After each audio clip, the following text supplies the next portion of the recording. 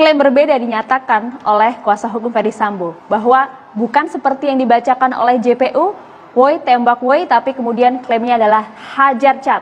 Respon Anda? Hajar ya, kita akan bicara soal term itu, tapi saya mau kasih catatan dulu juga ya. Catatan demokrasi karena harusnya dua rekan saya hadir di sini. Susno Duaji dan Kamarudin Simanjuntak. Yang akhirnya tidak jadi hadir karena dicekal. Supaya pemirsa juga tahu, kita ini bicara soal demokrasi, tapi kasihan sudah diundang tapi tidak bisa tampil. At least sebagai seorang teman, saya harus mengungkapkan itu. Jadi Pak Susno Duaji dan Pak Kamarudin Simanjuntak dibatalkan tampil di catatan demokrasi. Anyway, saya prihatin, saya sedih, mudah-mudahan ini tidak terjadi lagi. Dan saya pikir beliau berdua juga jadi sakit hati dan tersinggung dan merasa bahwa diremehkan. Anyway, kata hajar. Kita bicara ya soal kata hajar. Kalau dari etimologi, kata hajar itu sendiri artinya menurut Kamus Besar Bahasa Indonesia adalah ketika kamu memukuli orang supaya dia kapok. Ya, hajar.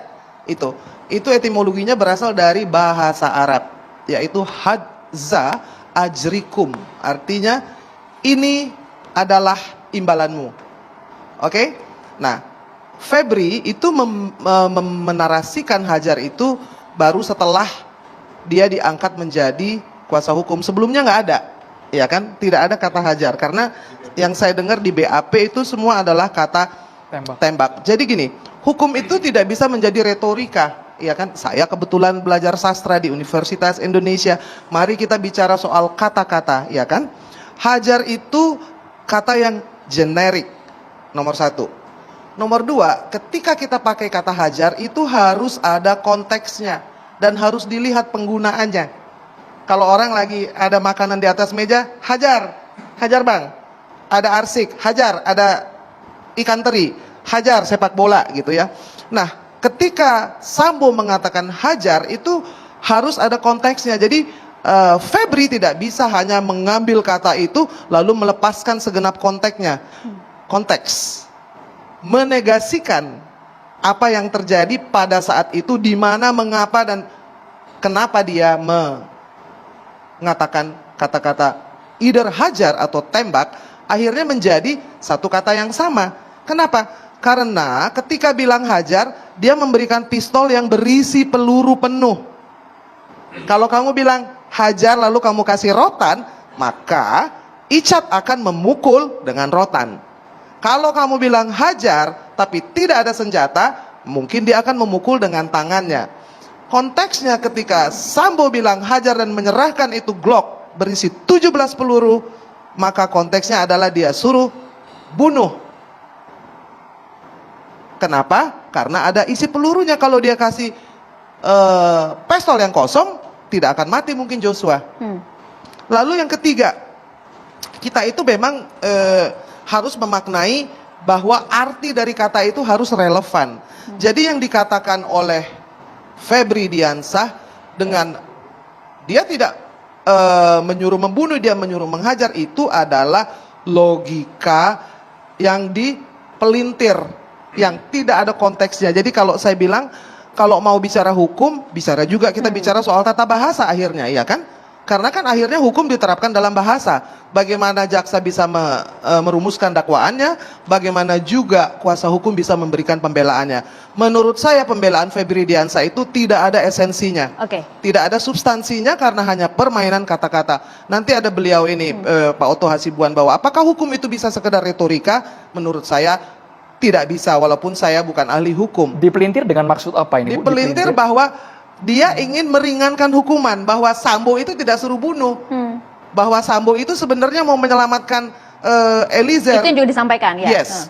Bagaimana mau menyelamatkan Eliezer ketika kamu mengajak orang untuk menjadi pembunuh? Iya kan? Tadi sudah diceritakan oleh Abang Roni. Tidak bisa dilihat peristiwa itu berdiri sendiri. Ketika dia bilang hajar, sebelumnya dia sudah minta kepada Ricky Rizal untuk membunuh. Ricky Rizal bilang, no thank you, I don't have the guts. Saya tidak punya mental yang cukup kuat untuk melakukan itu. Kenapa Eliezer? Karena dia anak bawang. Tadi yang dikatakan oleh relasi kuasa. Dia baru 6 bulan bekerja di situ. Ricky Rizal itu sudah lebih dari 3 tahun ya, karena Joshua sendiri sudah lebih dari 2 tahun. Anak bawang, anak baru yang tidak punya kesempatan untuk seno. Saya hanya mau mengatakan bahwa sudahlah, Febri Diansah, nyawa yang sudah hilang itu tidak bisa dikembalikan, iya kan? Bahwa yang dirasakan oleh keluarga Joshua, yang dirasakan oleh mamanya, apapun yang kita lakukan di sini tidak akan mengembalikan nyawanya. Tadi saya bicara dengan Abang Roni, tapi apa yang kita lakukan sesudah itu juga mempengaruhi. Ketika orang memfitnah, melecehkan hukum, melecehkan akal sehat, lalu kemudian merekayasa dan berbohong, tidak mengakui kesalahan, itu kan jadi bertubi-tubi luka batin dan sakit hati keluarga. Kehilangan anak aja sudah sakit sekali, Bang. Tapi ketika anakmu dibilang sebagai penjahat kelamin, sebagai orang yang melakukan perkosaan, itu menurut saya luar biasa jahatnya. Karena apa? Karena itu narasi yang dinyanyikan tanpa bukti, tanpa fakta, tanpa ada visum, tanpa ada apapun. Saya punya satu pertanyaan kepada Febri Diansah. Kalau mau bicara soal perkosaan di Magelang, apakah pernah dilaporkan? Saya mau tanya kepada beliau, Abang Ito, saya panggilnya Opung. Apakah bisa orang membahas sesuatu yang tidak pernah dilaporkan? Jadi jangan terlalu jauh, eksepsinya itu adalah soal pelecehan seksual, soal bagaimana urusan di Magelang. Pertanyaan saya, apakah urusan di Magelang pernah dilaporkan? Tidak pernah. Jadi ini ngomong nih, azasnya, dasarnya apa? Buktinya apa? Laporan tidak ada, kenapa jadi dijadikan sebagai pembelaan? Jadi yang diuraikan dalam artinya, dakwaan tidak ada sama sekali. Tidak ada, mengenai pelecehan seksual di tidak Magelang. ada. Kalau ada pelecehan seksual, kalau saya kehilangan handphone, saya harus lapor ke polisi. Kalau nggak akan bisa dicari. Tidak bisa disidik, tidak bisa diinvestigasi, tidak bisa dicari buktinya. Kenapa? Karena kau hanya bercerita kepada tetanggamu, bercerita kepada orang-orang yang ada di sekitarmu, dan tidak bisa seperti itu. Ada polisi, suaminya juga polisi kok, Sambo itu bintang 2. Jangankan perkosaan, mobil hilang aja pasti lapor kok. Jadi aneh menurut saya kalau kita bicara soal pelecehan seksual, lalu juga Febri bicara soal bagaimana itu mengganggu harkat martabat, lalu dia tidak membunuh. Saya bilang itu nonsense. Oke, tadi Anda sampaikan mungkin ini adalah kemudian strategi untuk kemudian memelintir beberapa fakta. Nah, saya mau langsung ke Bung Oto. Kalau Anda mengikuti kemana secara utuh begitu ya, bagaimana jalan persidangan hari pertama dan juga hari kedua hari ini, termasuk juga eksepsi yang dibacakan oleh kuasa hukum dari Verdi Sambo. Dari materinya sajalah, kalau Bung Oto bisa amati, apa catatan-catatannya? Ya, jadi saya tidak bermaksud mengomentari kasusnya ya, karena ini ditangani para lawyers. Saya hanya memberikan suatu analisis lah ya, analisis, catatan lah istilahnya dalam rangka penegakan hukum gitu. Saya pertama-tama mau lihat dulu dari awal supaya kita runtut ya. Tadi ada bicara tentang eksepsi. Kenapa sih dia harus eksepsi pada saat yang bersamaan? Saya teringat ketika saya juga melakukan pembelaan terhadap Jessica. Ya. Saya nggak tahu ini adalah mereka mau ikuti atau tidak, tapi ketika Jessica memang saya langsung mengajukan eksepsi. Nah, eksepsi ini sebenarnya supaya masyarakat tahu, ini adalah tangkisan yang dilakukan seorang pengacara terhadap dakwaan jaksa sepanjang menyangkut hanya formalitas daripada dakwaan. Jadi ini tidak masuk substansi. Bukan materi ya? Bukan materinya. Tidak, materinya itu nggak dibicarakan di sana. Apakah ada formalitas prosedur yang tidak dipenuhi, Pak? Umpamanya identitasnya, namanya disebut laki-laki ternyata perempuan, ya kan? Dakwaannya tidak lengkap, tidak cermat, atau itu tempat, saja. Ya, itu saja. Ya, jadi tidak menyangkut substansi di sana. Nah, kedua, di samping itu di dalam praktek, kebetulan saya juga mengajarkan ini di Universitas Gadjah Mada, sering juga saya katakan kadang-kala pengacara itu punya strategi. Kadang-kadang dia tahu sebenarnya eksepsi ini tidak terpenuhi. Tetapi ini adalah eksepsi, inilah satu kesempatan emas buat seorang advokat untuk bisa menyampaikan gagasan pemikiran dia ketika dia melakukan pembelaan itu, sehingga dia bisa memberikan acuan pedoman pada hakim. Ini loh kira-kira peristiwa yang sebenarnya, sehingga hakim itu bisa terbawa kepada arah pikiran dia. Ini strategi dari seorang lawyer. Dia tahu tidak akan diterima, tapi dia bisa merupakan, katakanlah ini umpamanya masuk dalam ranah publik yang begitu besar ya, tekanan publik. Nah, kalau advokatnya itu pintar, dia akan bisa membuat pembelaan yang bisa merubah cara berpikir daripada masyarakat. Hal ini kita bisa lakukan pada waktu di Jessica. Tapi kemarin saya lihat ini tidak dimanfaatkan dengan baik. Karena mereka masuk hanya dalam kerangka formalitas saja, tidak cermat dan sebagainya. Tidak ada isu yang sedemikian rupa yang bisa mempengaruhi publik bahwa keyakinan publik masih tetap saja seperti semula gitu ya. Itu yang pertama. Kedua, kalau kita melihat mencermati perkara ini, kita harus ingin melihatnya ini pertarungan argumen antara jaksa dengan advokat ya.